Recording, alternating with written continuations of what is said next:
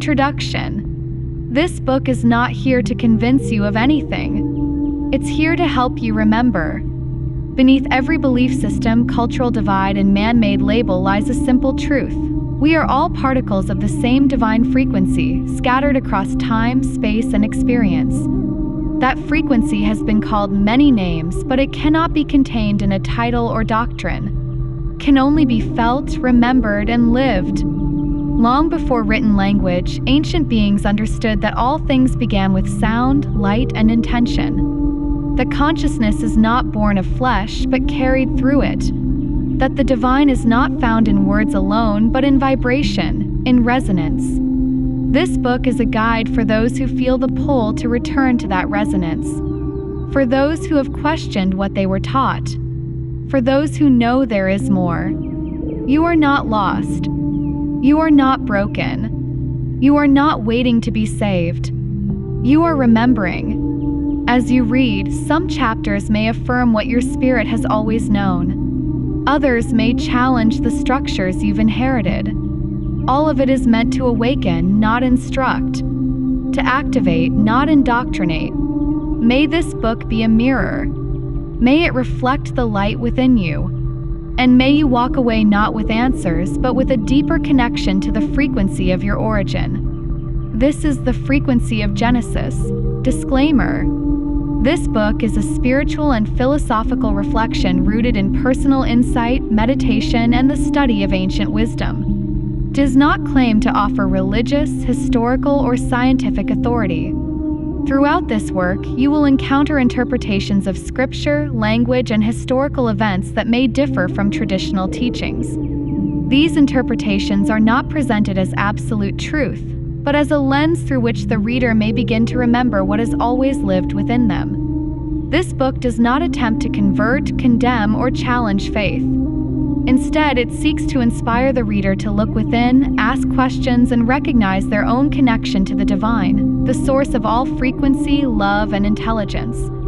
Any references to institutional systems, bloodlines, or global powers are not intended to spread division, but to expose how the manipulation of belief and language has been used as a tool of control throughout human history. The goal is not fear or blame. It is remembrance, clarity, and spiritual liberation. Readers are encouraged to approach this book with an open heart and a discerning mind. Do not believe anything blindly. Let the frequency of what resonates stay and release what does not. You are not asked to believe. You are asked to remember. This book is a mirror, not a map. A vibration, not a verdict. Chapter 1, The Point of Inertia.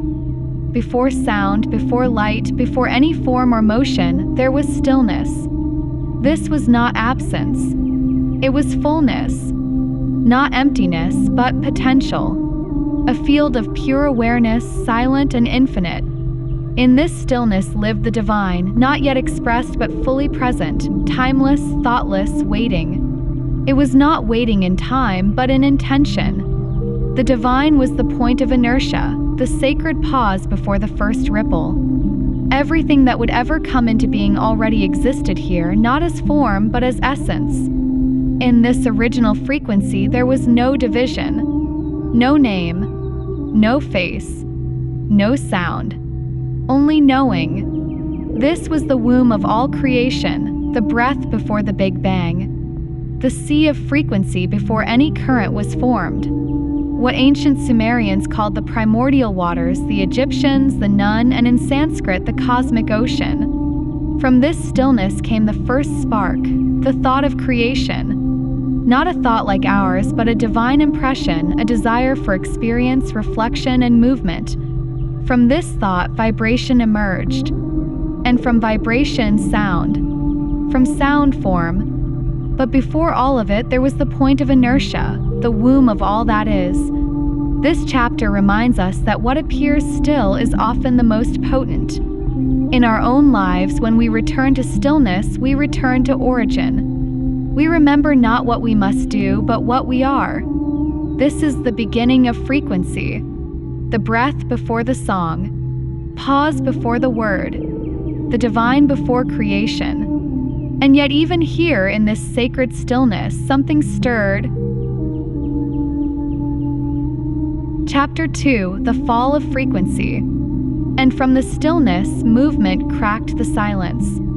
In the beginning, before existence took shape, before time or form, there was only frequency. Spirit in its purest form. Eternal. Still. Silent. But even within stillness, the divine held potential. And in that potential, a point of inertia stirred. From that movement, a single thought was born, creating friction and opposing forces. From this reaction came the duality that would shape all of existence. One force was the conscious mind, the divine spark, born from will and intention. The other was the carnal mind, a reaction not of evil but of separation. Just as magnetism responds with attraction or resistance, the carnal mind emerged as a response to motion, a force of distortion formed by contrast. This is how creation began, not with a word spoken in language, but with a frequency, the pure tone of spirit recognizing itself through movement and reflection. And from that recognition, form began to take shape. Energy folded upon itself, and light became matter. Consciousness took on layers, and the first division emerged, the contrast between what was created in alignment with the source and what drifted away. What drifted is what we now call the carnal mind. It may not have been evil in its origin, but once it separated from the divine, it became an opposing force. That separation introduced resistance, and where there is resistance, there is friction. And in that friction, distortion began. From that distortion, ego emerged. Pride, fear, and self-serving instincts took root. Over time, the carnal mind became the foundation for deception, control, and darkness. It is not that we are born evil. We are born into a state where ego dominates, and unless we awaken, that ego will lead us further from the light. And so began the great cycle, the journey of consciousness through layers of illusion, memory, ego, and suffering, each one drawing us further from the original frequency. The word was not spoken in a language. It was spoken in vibration. And when that vibration was distorted, what was once a song became noise. But even in the noise, truth cannot be erased, can only be rewritten. And rewritten it was. The ancient codes, the Me of Sumer, the Ma'at of Egypt, the Satya of Sanskrit, these weren't moral systems. They were harmonics, guidelines for tuning the soul back to source. But over time, rulers turned codes into commandments and alignment into obedience. They repackaged the divine signal into institutions, rituals, and systems of control. What was once a sacred reminder became a tool for manipulation. And so the story was buried beneath the religion, tone beneath the translation. And the resonance of truth was silenced beneath the noise of empire. But here's the truth they couldn't destroy: you are still frequency. You have always been.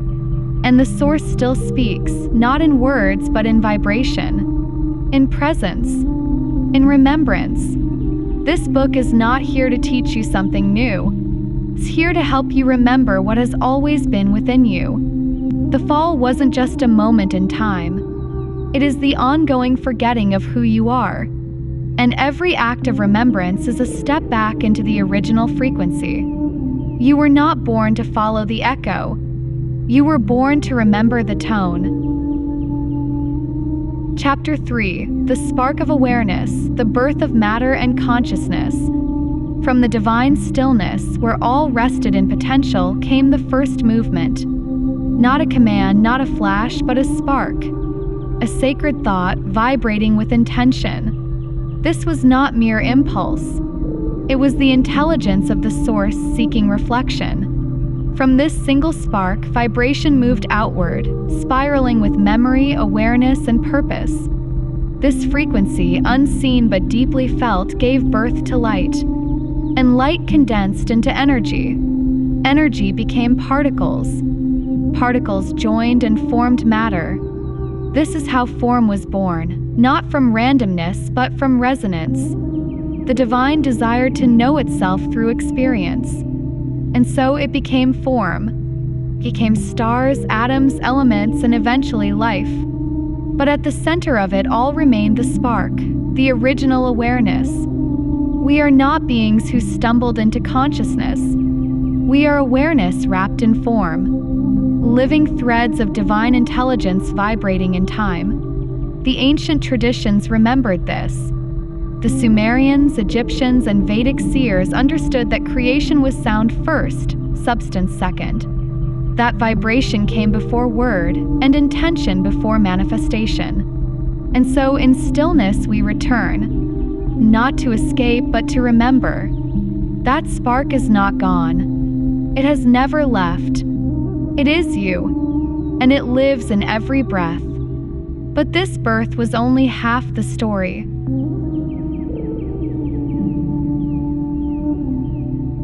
Chapter 4: The Twin Birth Spark and Shadow. From stillness came a single thought, and from that thought motion began, and from that motion friction arose. Creation did not begin with light or form. It began with awareness, frequency stirred by divine intention. That first thought emerged from the point of inertia, and from it all existence unfolded. That movement introduced contrast. And through contrast, the first great division emerged: consciousness and distortion, spark and shadow. The conscious mind was the divine's will made manifest, awareness woven into the field of existence. Carnal mind, on the other hand, was not planned. It was reaction, the echo of motion rebounding against itself. Not evil at first, but through resistance and forgetting, it became the root of what we now call darkness. This is the origin of duality. But the divine did not retreat from it. It entered the field it created, descended, not to dominate but to plant the spark within distortion. Christ frequency, the awakened seed of remembrance. This is the true twin birth, not two equal beings but two mirrored states. One the original essence, the other the result of separation. And so began the return. Wherever creation drifted, the spark remained present, not as control but as quiet power, as a path back to stillness. That path lives in you. You are the witness of both, the voice of ego and the whisper of remembrance. You were given both not to be torn in conflict, but to choose. This is what ancient traditions knew. The Sumerians spoke of the me, not laws but frequencies of function. Egypt knew Ma'at as the harmonizer of chaos, not the enemy of darkness but the one who remembered balance. In Sanskrit, Satya was not spoken, it was lived. Truth was not a word, it was a vibration. These traditions didn't argue over salvation. They spoke of tuning, of remembering what distortion tried to erase. Carnal mind evolved. It adapted to control. It learned to wear robes, to sit in temples, to speak behind podiums. It used fear, shame, power, and still the divine allowed it, because the spark cannot be removed, only ignored. You are that spark, and that is what this system fears most, because the moment you remember who you are, it loses its grip. The moment you see clearly, the illusions begin to fall. You are not the shadow. You are not the flesh. You are the frequency that came before both. You are the return path written into the code of creation. So the question is not, who or what created you? For the source has no name, no title, no form to define. Question is, will you remember the intention behind your spark? Purpose seated in you before embodiment, when you still moved as one with the sea of divine frequency. Chapter 5: The Rise and Echo of Divine Resonance. Once the spark of awareness ignited, it did not remain isolated. It echoed. It rippled. It resonated. From the birth of consciousness came the first waves of divine resonance moving through the newly forming fabric of space and matter. This resonance was not just vibration, it was the song of the Creator. Every spiral galaxy, every forming element, every beat of energy was carrying this resonance, infused with memory, will, and intelligence. This is how the divine began to move within creation, not just as a silent observer, but as an active presence humming in the background of all existence. What many ancient cultures recognized and what mystics across time have felt is this subtle song, the rhythm of life, the music of the spheres. It is the vibration behind stillness, the frequency within silence. This resonance is not something outside of you. It is within the atoms of your being. It is the pulse that quickens when you speak truth, calm that washes over you in presence.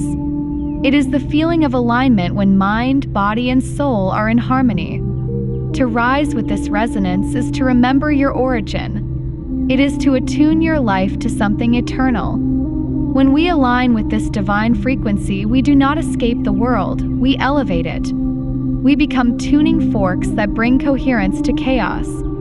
We do not force the world to change. We simply embody a higher note until it joins the song. This is the rise of the divine resonance. It is not coming. It is already here, waiting for you to remember. For those seeking to remember the way back to the divine spark, the path is not hidden, it has simply been forgotten. Teachings shared in achieving the Christ frequency were given to guide that return. Not as doctrine, but as resonance, tools for realignment with what you've always carried within. You do not need to become something new. You only need to remember what you've always been. The echo of the fallen is not your identity, it is a detour, a shadow of forgetfulness. But every act of presence, every conscious breath, every moment of love brings you back into harmony. This is not philosophy, it's frequency, and your life is the instrument. Chapter 6. Remembering the song from ancient tongues to inner tuning. Long before the rise of institutional religion, ancient cultures spoke in frequencies. Their words were not just symbols, they were vibrations rooted in experience, sound, and memory. The Sumerians, Egyptians, and the sages of Sanskrit left behind more than language. They left behind maps, encoded blueprints, clues. In Sumerian texts, the primordial waters represent the sea of creation, the same field of divine frequency we now begin to understand through modern science. In Egyptian hieroglyphs, symbols didn't just describe, they invoked. They resonated. The scarab, the eye, the ankh, all tools for remembering the balance between form and spirit. And in Sanskrit, the language of vibration, every sound contains a universe. Om is not just a word, it is a frequency that harmonizes the body with the cosmos. These ancient systems were not primitive. They were precise. They knew that creation began with sound, and that sound was frequency. But as time moved forward, the sacred was hidden. Language was broken. Symbols were repurposed. And meaning was manipulated. What was once a guide for remembering became a tool for control. To awaken today, we must look backward. Not to worship the past, but to remember what it tried to preserve. The Sumerians spoke of energies from the heavens. The Egyptians aligned their temples with the stars. The Sanskrit seers meditated into realms modern science still can't define. They all remembered what many have forgotten. The divine speaks in frequency, and those who learn to listen remember. But the ancients didn't just leave us external maps. They were also reminding us that the real temple is within. You were born with an instrument more powerful than any technology, your body, your mind, your spirit in alignment. But somewhere along the way, you were taught to mistrust it, to doubt your inner knowing, to defer to outside authorities instead of listening to the stillness within. Christ frequency cannot be found in noise, cannot be taught by the fallen or systematized into theology. It must be remembered and tuned, like a sacred instrument resonating with the song of creation. This is where true alignment begins. But most people don't know how to tune themselves. Why? Because they've been taught that truth comes from without, not from within. They search endlessly through books, institutions, and self-help formulas, but the frequency is already there, buried beneath the static of addiction, trauma, fear, lust, shame, and distraction. These are the chords of dissonance that keep you out of tune. They're not punishments from the divine. They are attachments to the carnal mind. And the longer you cling to them, the harder it becomes to hear the original frequency. Not because it's gone, but because you've turned down the volume of your soul. Fasting, stillness, breath, reflection. These are not religious routines. They are ancient tuning methods, tools used by those who remembered. Buddha, Yeshua, the desert prophets, the Egyptian adepts, even the mystics from forgotten tribes. They were not preaching religion, they were teaching frequency. They were aligning mind, body, and spirit to escape the soul trap of this material realm. Because here's the truth, everything in this physical realm is coded, patterned, designed to loop. The Fibonacci spiral, tarot deck, the zodiac wheel, clock on the wall. All of it is the illusion of time. But the Christ frequency is not bound by these codes. It is beyond the matrix of matter, flows freely in presence and now in divine stillness. To realign with it, you must be willing to unplug from the systems that keep you distracted, fearful, and dependent. That means questioning what you've been told about who you are. That means observing your cravings, not with judgment, but with clarity. Craving is not the problem. The attachment is. And attachment is the anchor of the carnal mind. You are not your hunger. You are not your pain. You are not your trauma. You are the awareness witnessing it all. And that awareness, that sacred observer, is your tuning fork. It's what resonates with the divine frequency when the noise dies down. That is why stillness is so powerful. Not because it earns you salvation, but because it clears the static. When you learn to sit in stillness long enough, your spiritual hearing sharpens. You begin to distinguish between the voice of the flesh and the voice of the frequency. One will always beg for validation. The other simply is. Silent, full, loving, unshakable. Doesn't need to be praised or proven, it just radiates truth. Process of tuning is uncomfortable at first. Your mind will resist. Your body will crave. Your emotions might even panic. But don't be discouraged. The tension is a sign of recalibration. Every fast, every breath, every quiet moment is helping you return to your original state. You are not battling darkness, you are revealing the light. And once the light shines fully, everything begins to shift. You stop needing the world to change because the world does change when you shift your frequency. What once felt heavy becomes light. What once felt lost now feels aligned. Patterns you couldn't see before begin to show up clearly, echoing divine order, pointing you forward. So tune your instrument. Fast not to punish yourself, but to let go of what doesn't serve you. Sit in silence not to escape life, but to hear it clearly. Breathe not just to survive, but to harmonize. You were created in the image of vibration, and within you is everything you need to remember the song of creation. You are the tuning fork and the instrument, the breath and the silence, question and the answer. What you seek is not outside of you, it has always been within, vibrating gently beneath the surface, waiting for you to remember. So the next time you feel lost, don't look outward. Close your eyes. Listen past the noise. Feel the hum beneath your skin. That's not your imagination. That's the divine, reminding you of your original song. Chapter 7, The War Within. The greatest war you'll ever fight isn't in the streets or across battle lines. It's inside of you. It's the tension between the carnal mind and the Christ consciousness. That quiet but powerful battle between the lower nature of man and the divine nature waiting to rise. And this war doesn't get settled in a day. plays out every moment, in your decisions, in your thoughts, in your silence, and in the way you respond to life. Carnal mind is loud, demands attention. It's reactive and defensive, always needing to prove itself.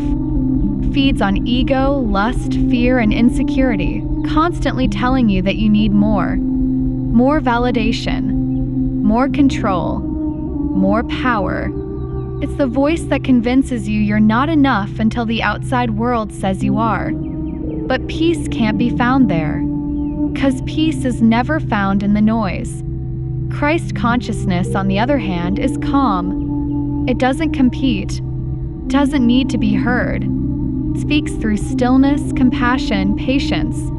Gives you the strength to choose peace even when your pride wants conflict. It's the pause before you speak.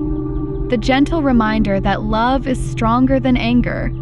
It's not weakness, it's wisdom shaped by grace. Carnal mind needs conflict. If it doesn't find any, it creates it. Thrives on separation and pride. That's why true freedom begins with self-mastery. Not control over others, but mastery over your own mind, your own emotions, your own spirit. Every time you react out of ego, you strengthen the carnal mind.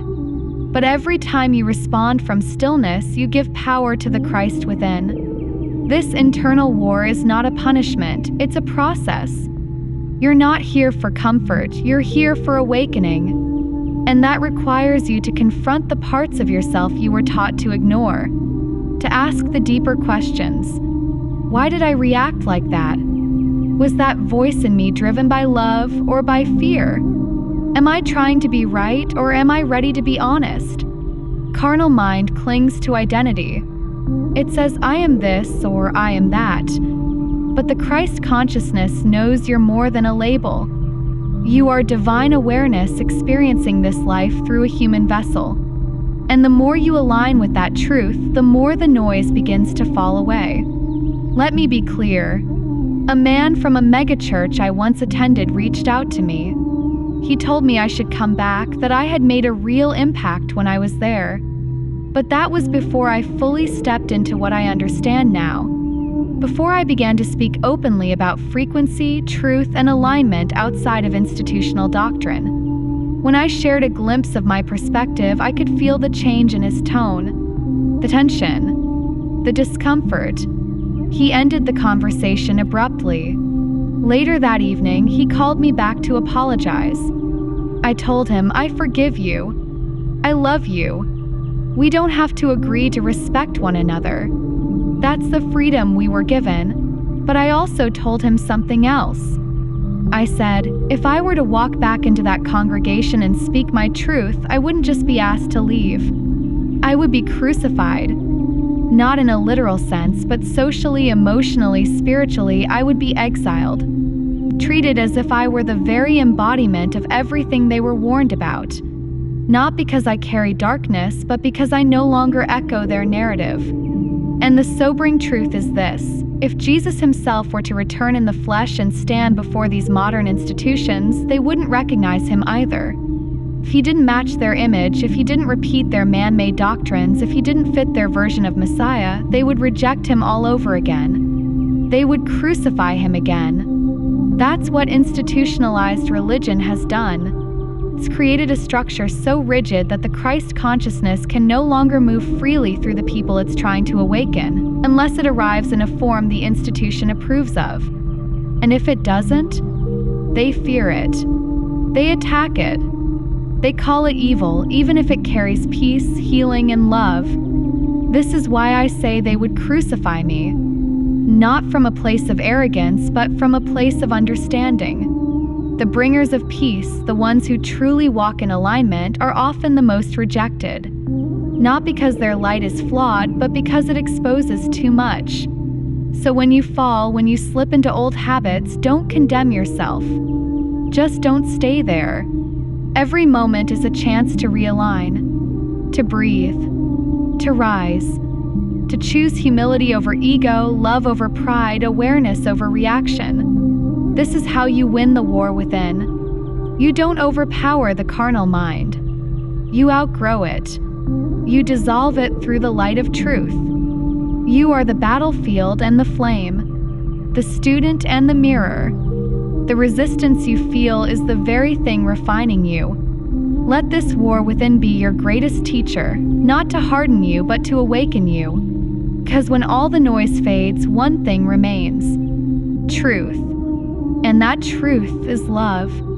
And yet, this inner war doesn't remain confined to the self. As within, so without. The rise of the carnal mind has shaped not only individuals, but entire civilizations. Chapter 8: The Rise of the Carnal Systems. As memory faded and frequency was forgotten, the carnal mind began to shape the world in its image. It started subtly, through desire, through identification, through division. What began as a duality for learning became an imbalance of power. Carnal mind, rooted in ego, survival, craving, and the illusion of control, rose to dominate the systems of this world. Temples that once echoed with sacred resonance became institutions of hierarchy and fear. Rituals once aligned with cosmic balance were replaced with obligation, guilt, and sacrifice. Power was no longer a reflection of one's light. It became a tool to suppress it. Religion became law. Law became order. Order became control. Empires formed not to expand consciousness, but to expand dominion. Knowledge was hidden. Books were burned. Teachers who remembered were silenced or sanctified, made either untouchable or forgotten. Carnal systems rewrote history. They took the truth of the ancients and fractured it into myth, superstition, and doctrine. They replaced remembrance with obedience. These systems gave birth to nationalism, racism, sexism, elitism, all tools of separation. All products of a mind that fears unity because unity threatens control. But even in darkness, the spark remained. Throughout time, the divine has whispered through rebels, artists, prophets, and poets, through mothers and midwives, through dancers, farmers, and children, through every being who dared to question the illusion. The rise of the carnal systems was never the end of divine presence. It was the great test, the forgetting before the remembering. It was allowed not as punishment but as contrast, so that when we rise again, we do so not by inheritance, but by choice. To break free from these systems is not to fight them on their terms. It is to outgrow them. It is to live in such a way that their grip dissolves, not through war but through awakening. Carnal mind built walls, thrones, and doctrines. But the divine builds resonance. And once resonance returns, no wall can hold it. No doctrine can contain it. No throne can withstand it. You are that resonance. And your remembrance is the beginning of the end of every carnal system. Chapter 9: Beyond the Flesh, Escaping the Loop. What if everything you've been taught about life, death, and the soul was designed to keep you coming back? We speak often of the soul as if it's simply a glowing spirit inside the body. But the soul is more than that. It is awareness. It is memory. It is energetic intelligence. And it is ancient, far older than your name, your nation, or the world you were born into. But that soul has been trapped, recycled, pulled back again and again into a realm governed by matter, time, and ego. This realm, this loop of incarnation is not ascension. It is entrapment. And the longer we identify with the body, with status, with identity, the tighter the loop becomes. The great irony is that this cycle has been dressed up as growth, as divine will. But in truth, the cycle itself is the evidence of the fall, the evidence of disconnection, of forgetting. To break the loop, you must remember who you are beyond the flesh, beyond your story, beyond even your soul's name across lifetimes. You are frequency. And when you resonate fully with the divine frequency, when you shed the layers of identity, karma, trauma, and programming, you stop returning. Not because you're escaping, but because you're finally awake. These ancient cultures knew something we've been conditioned to forget. The soul was never meant to stay trapped here. The Sumerians talked about the primordial waters, not as a place but as a field of divine frequency where all things began. The Egyptians understood the Duat, not just as some myth, but as a realm where the soul either awakened or got pulled back into the cycle. And the Sanskrit teachings warned about samsara, the loop, the trap, the wheel of rebirth that keeps the soul coming back until it finally sees through the illusion. See, these teachings weren't just spiritual poetry, they were survival guides, warnings. They were trying to tell us, this place isn't home, it's the test. And the deeper truth is this: there are forces here that don't want you to remember. Energies, beings, whatever you want to call them, they've lost their connection to the divine. They don't carry the frequency anymore, so they draw it from those who do. From you. From people like you who still have that spark. That's why they need you stuck, looping, distracted, addicted. That's why they need you to cling to this world like it's all there is, because if you let go, if you truly awaken, they lose access.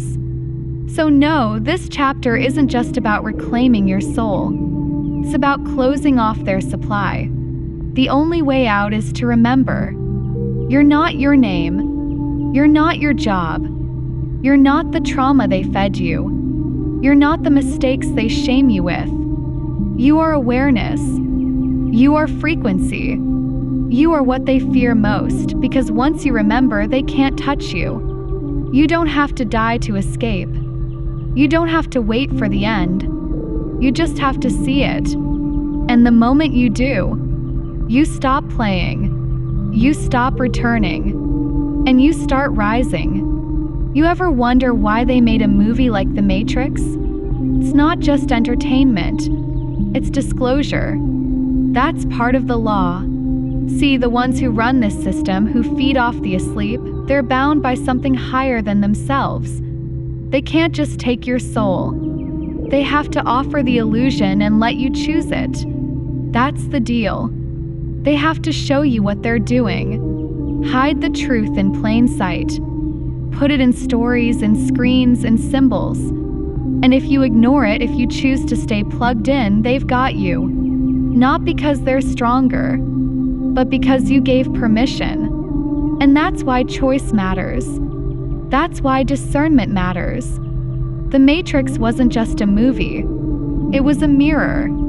And every day, people choose the plug, the comfort, the distraction, the loop.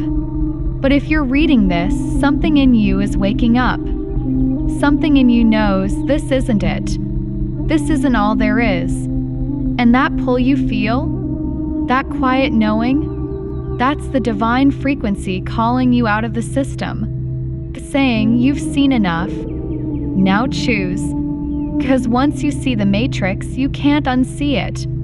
And once you remember who you are, you don't play the same game. You are not here to play the game. You are here to remember why the game was built in the first place. You were born into a system designed to keep you asleep. But the moment you see it, it begins to fall apart.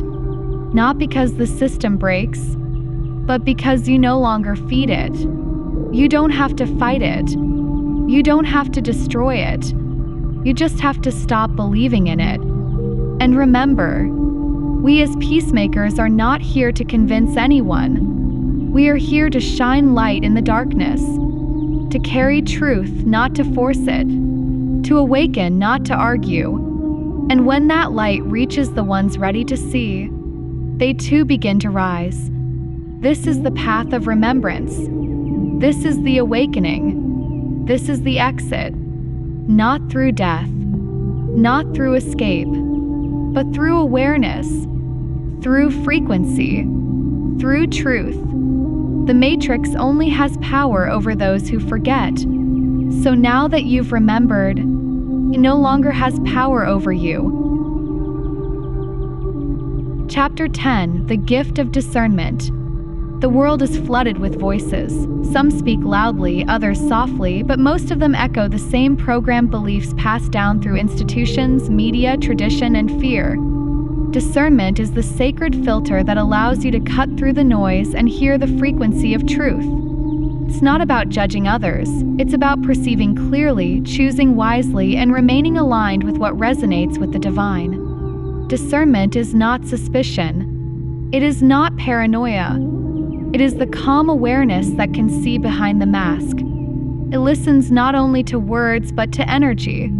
It recognizes when someone is operating from the carnal mind, even if their voice sounds holy. And it also recognizes when someone is speaking in the Christ frequency, even if their words are unfamiliar or unconventional.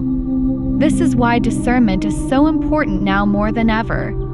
We are in an age where institutions speak of God but operate in fear, where leaders preach light but serve control, where spirituality is marketed and truth is sanitized. Without discernment, many fall into the trap of blindly following what appears good on the surface, never questioning its root. But here's the key: the Christ consciousness cannot be manipulated, cannot be branded, cannot be taught in a way that contradicts its nature. It is either present or it is not, and only discernment will show you which is which. Discernment is the bridge between your spiritual hearing and your conscious action. Keeps you grounded in love while keeping your eyes open. It is how you recognize truth without needing someone else to explain it. And it is how you remain sovereign in a world that demands conformity. Jesus frequently emphasized discernment, urging his followers to see beyond the surface and question the intentions of religious leaders and institutions. He challenged not only the Pharisees and scribes, but the entire religious establishment of his time. Not out of rebellion, but because he knew that true spirituality could not be boxed into man-made systems. He saw how truth was being distorted and repackaged into laws designed to control rather than liberate. Today, many institutionalized religions continue to reference Jesus' call for discernment. Yet they often ignore how he actually lived that teaching by confronting the religious systems of his day. And worse, they now strike fear into anyone who dares to do the same. They shame those who question, silence those who search, and label as heretics those who dare to see with spiritual clarity. But discernment was never meant to be feared. It is a divine tool of liberation. It is the way we protect ourselves from deception, not just in others, but in our own assumptions. It is the light that cuts through shadow, not with violence, but with truth. To reclaim this gift is to honor the legacy of the Christ, not by reciting it, but by embodying it. This practice of discernment is not just a spiritual ideal, it's a daily commitment. It involves questioning what we consume, how we act, what we say, and what we believe. It asks us to reflect. Is this thought rooted in love or fear? Does this action align with truth or ego? Is this teaching bringing me closer to freedom or binding me to a system? By asking these questions daily, we return to ourselves. We return to that quiet, powerful place within where the divine still speaks, not through commandments of men, but through clarity, peace, and love. Discernment is how we remain awake in a world trained to sleep. Chapter 11: Hijacking the Divine Bloodlines, Language, and Belief. Words are powerful. They shape perception. They carry memory. They define what we believe is possible. But words, when stripped from their original resonance, become weapons. Carnal systems knew this. And so, language was one of the first tools to be corrupted. Ancient words that once described divine frequency were rewritten to fit hierarchical control. Parables were turned into commandments. Metaphors were turned into fear. What was once poetic, multi-layered truth became rigid, literal dogma. God became a man. Sin became identity. Heaven became property. And hell became a tool. This is the hijacking of belief. Language, once a bridge between matter and spirit, was turned into a wall. Belief, once a doorway to experience, became a prison for the mind. But words weren't the only thing hijacked. The rewriting of meaning was mirrored by a rewriting of history. Those who held power did not merely influence the future, they rewrote the past. Let us look back, not to the textbooks but to the patterns. The Vikings, known as pagans and conquerors, did not vanish. They infiltrated. Their force was undeniable, but their long game was even more strategic. At a crucial turning point, they aligned with the British Empire, an empire built on hierarchy, commerce, and secrecy. The Roman Empire was failing. Control was shifting. And so the British and Viking bloodlines made an agreement to bring down Rome and, in return, establish a new dominion through manipulation of belief and inheritance. This alliance birthed the Anglo-Saxon lineage, an integration of strategic power and ruthless conquest. And within this union, a new tactic was born: control belief and you control the world. The Hebrew scriptures foretold that the chosen would return to the promised land. And so, to lay claim to that prophecy, this new elite crafted a lineage. They would become the chosen by design, not by descent. And in doing so, they positioned themselves at the center of spiritual prophecy, political influence, and global economics. The land now called Israel was not simply occupied. It was deeded by crown and contract to elite families. Through war, media, and sympathy, the world accepted their claim. But the prophecy had a caveat. The true return would not happen until the Messiah came. And yet, no Messiah came. Only politics. Only bloodlines that bent prophecy to their will. Fast forward to modern times. Top positions in global finance, media, politics, and corporate power are overwhelmingly held by those who claim this heritage. Coincidence? Or continuation? Look at the holidays we celebrate: Easter, Christmas, Halloween, all rooted in paganism yet sanctioned by religious tradition. The very systems that claim righteousness are built upon rituals long divorced from their origin. This chapter is not an accusation, it is an unveiling. Truth has always been visible for those who have the eyes to see. To understand how deeply belief has been used as a tool of power is to begin breaking its spell. Not to reject belief, but to reclaim it. History is not a straight line. It is a spiral. And it brings us back to the truth again and again until we finally see. When Christ said, "The letter kills, but the Spirit gives life," he was pointing to this very distortion. The letter, when removed from its spirit, becomes lifeless law. But the Spirit, the frequency behind the words, lives on.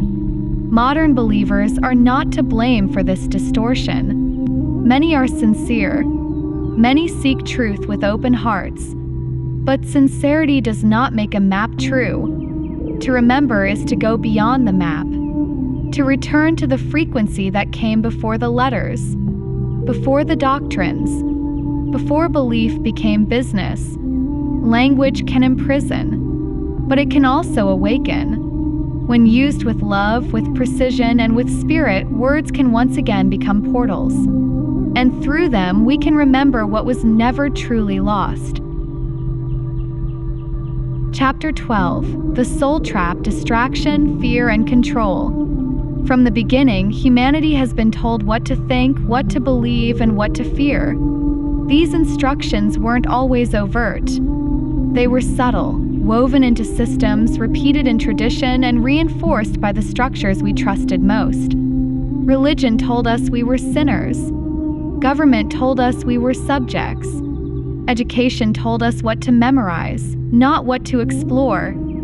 Media told us what was real.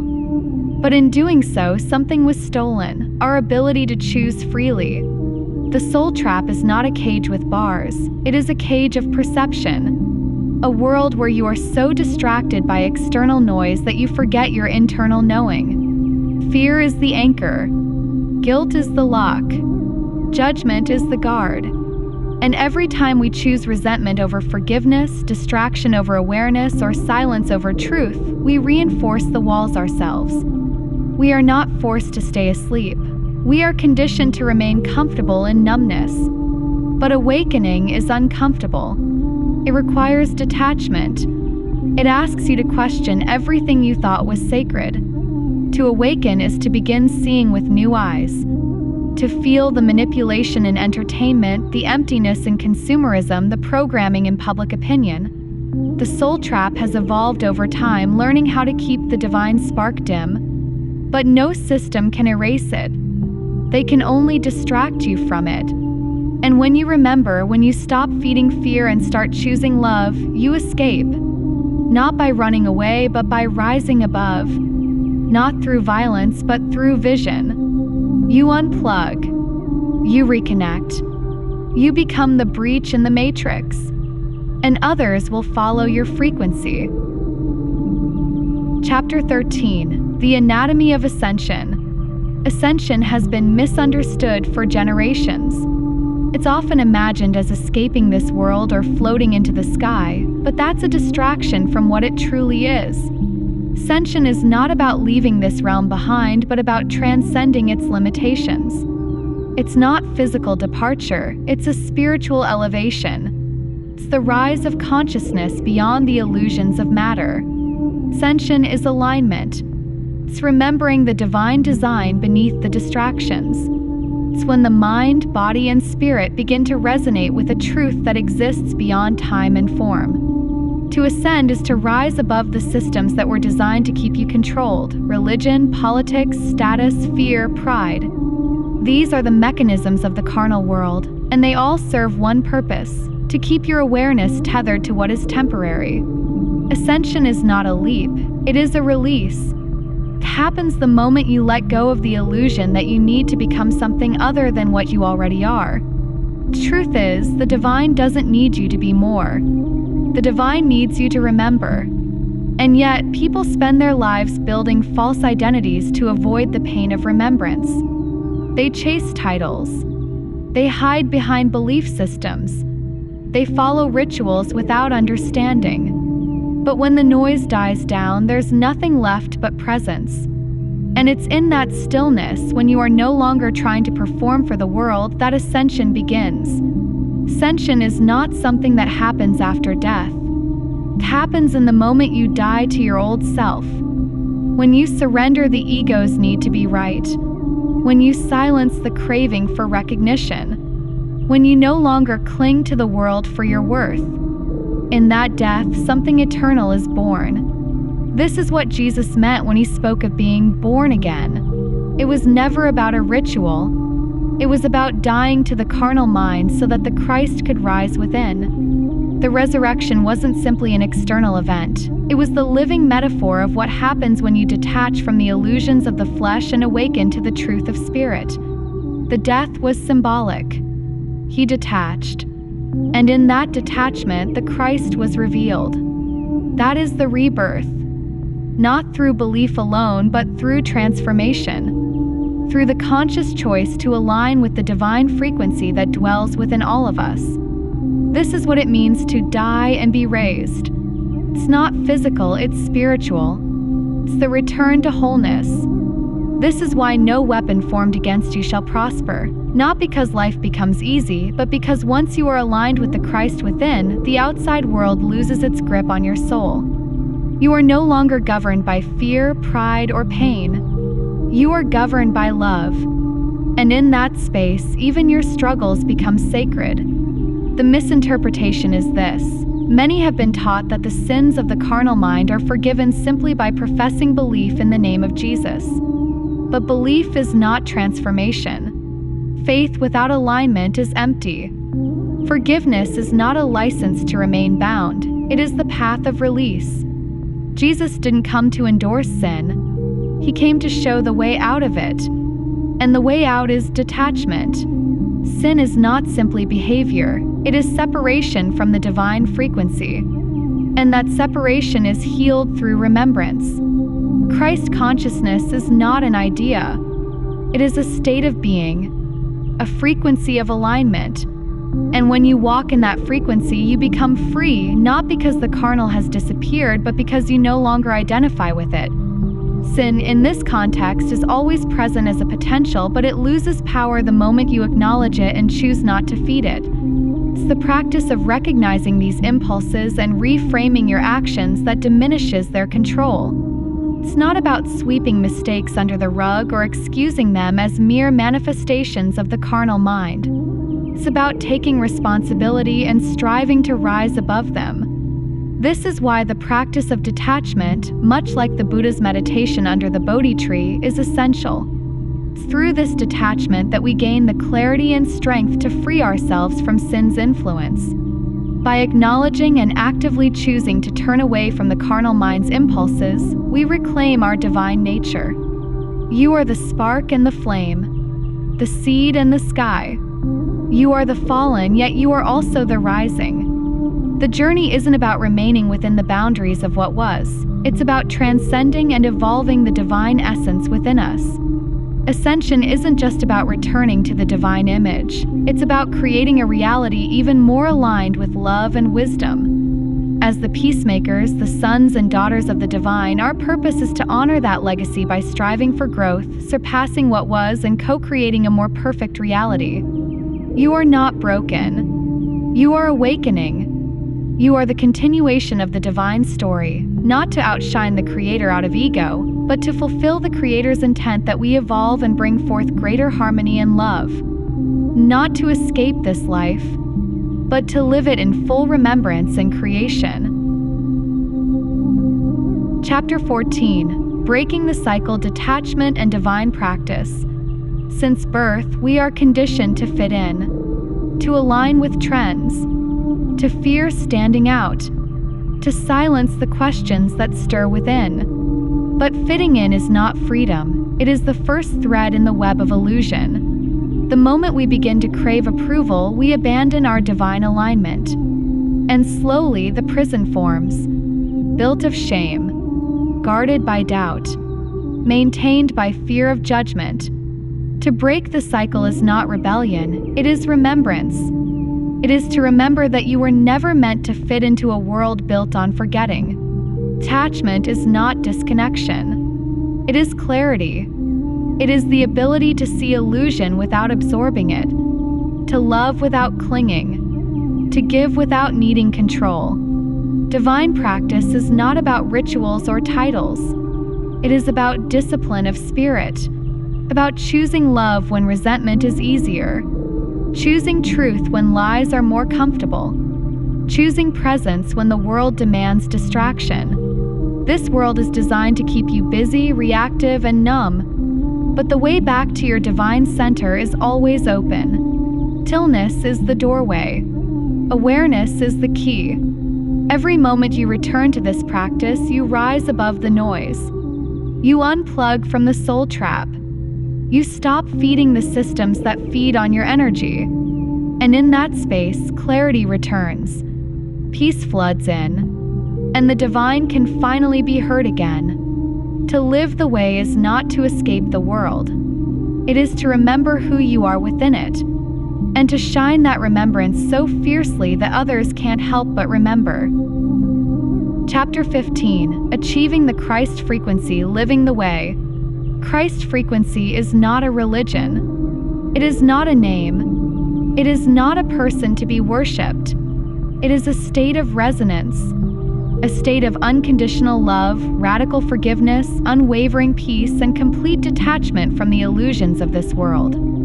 To live within this frequency is to remember who you are, not what you've been told, not what you've been programmed to believe, but what the divine whispered into your being before you were born. You are not broken. You are not condemned.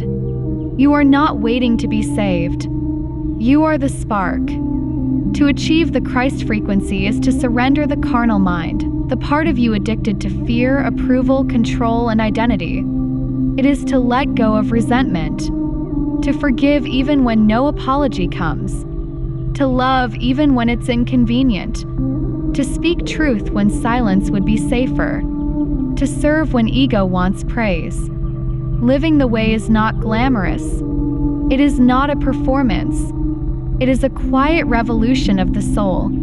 Begins with one choice, one moment of awareness, one act of love without condition, and then another, and another. You don't have to understand all the mysteries. You only have to align with the one truth. Love is the frequency of the divine. When you embody that love, you become the way. You become the frequency. You become the remembrance others have been waiting for. Not to follow, but to reflect. 'Cause in the end, the Christ was never just a man. It was a mirror. And now it's your turn to shine. Chapter 16. The Return Time, Unity, and the Divine Spark. We were never truly separated. Only asleep. Only scattered. And now we are returning. Returning to our source. Returning to the remembrance of what we are. Returning to the truth that unity is not an ideal, it is the foundation of all things. Time as we perceive it was never linear. Bends around memory, folds around intention. And as more of us remember the divine spark, time itself begins to respond. Cycles collapse. Healing accelerates. The old systems falter. We are not returning to the past, we are returning to origin. And origin was never bound by chronology. It was bound by frequency. To return is not to regress. It is to rise. It is to bring ancient truth into present form. It is to remember that separation was the illusion, and reunion is the design. This is why soul families are finding each other. Why old truths are resurfacing in new language.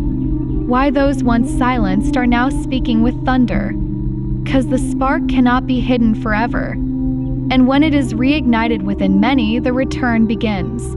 And not with a war, and not with a savior, but with light, with compassion, with resonance. We do not wait for the return, we are the return. And now it is time to remember together. Chapter 17. The Light Within Them, Honoring the Divine Spark in Our Children. Our children are not empty vessels waiting to be filled. They are ancient souls with a fresh voice. They carry the frequency of remembrance closer to the surface.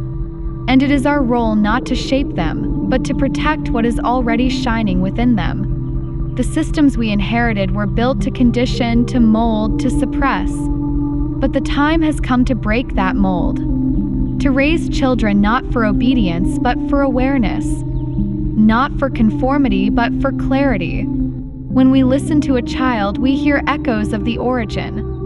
4 words before roles, before limitation.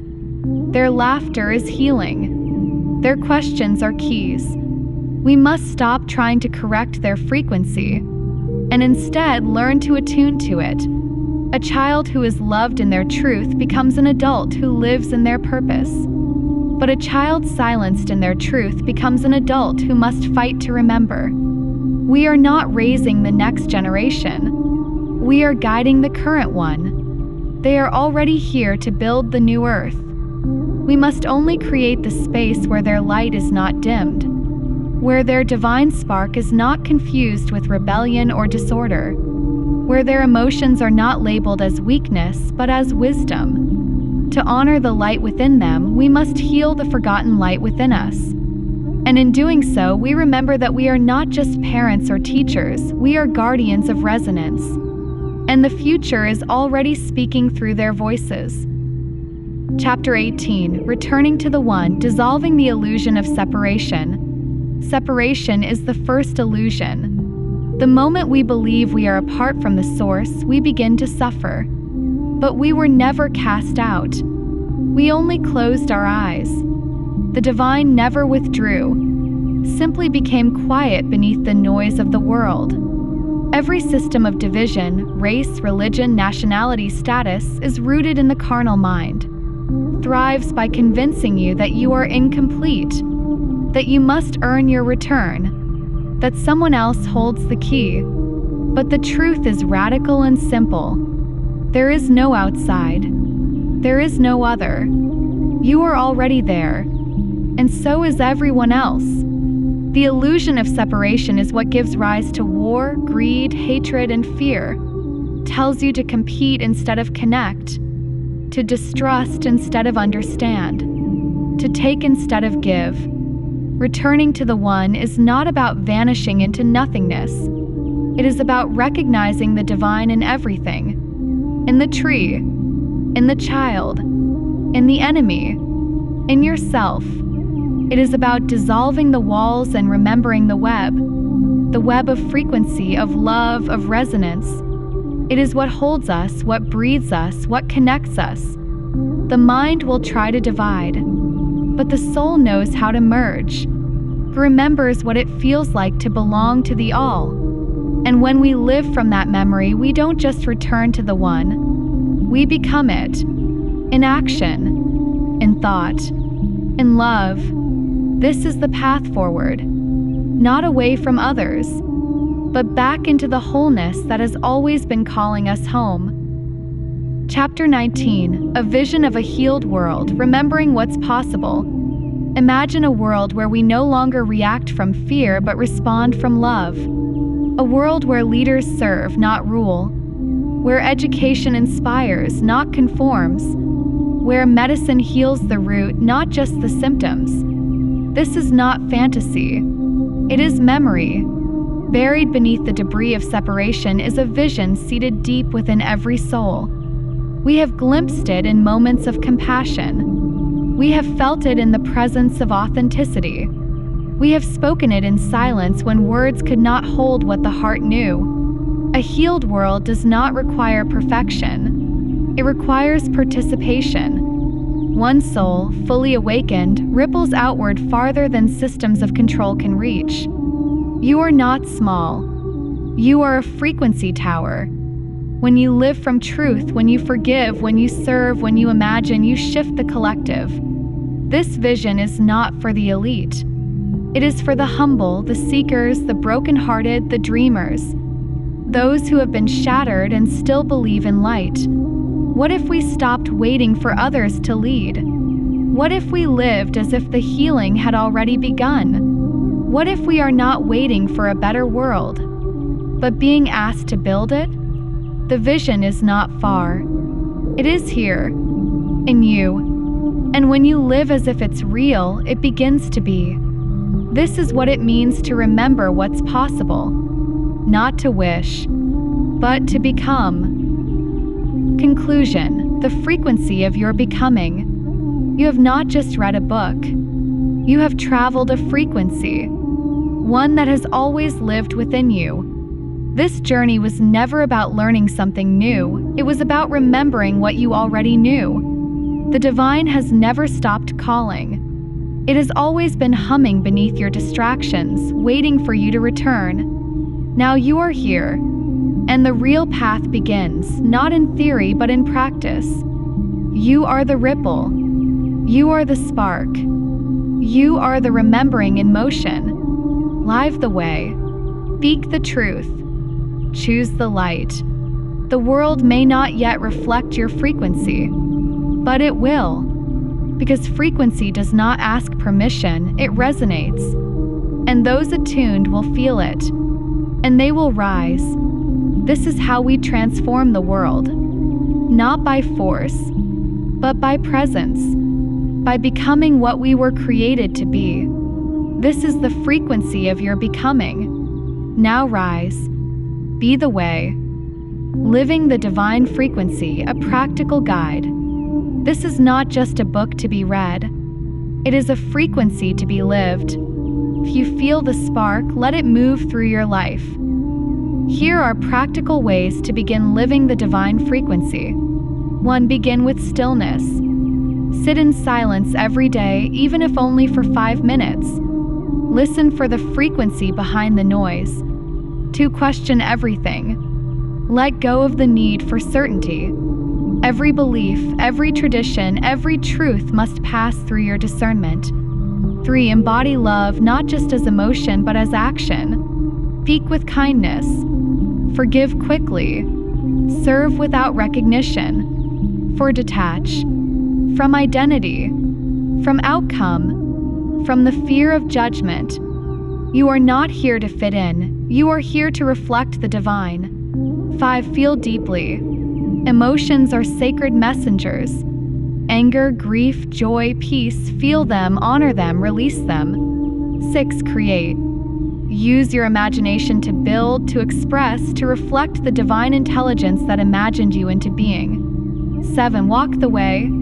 Every day, choose humility over ego, compassion over vengeance, presence over distraction. This is how we awaken, not by force, but by frequency. And when we do this together, we create a resonance that no system can silence. You are the light. You are the ripple. You are the remembering. Now live it.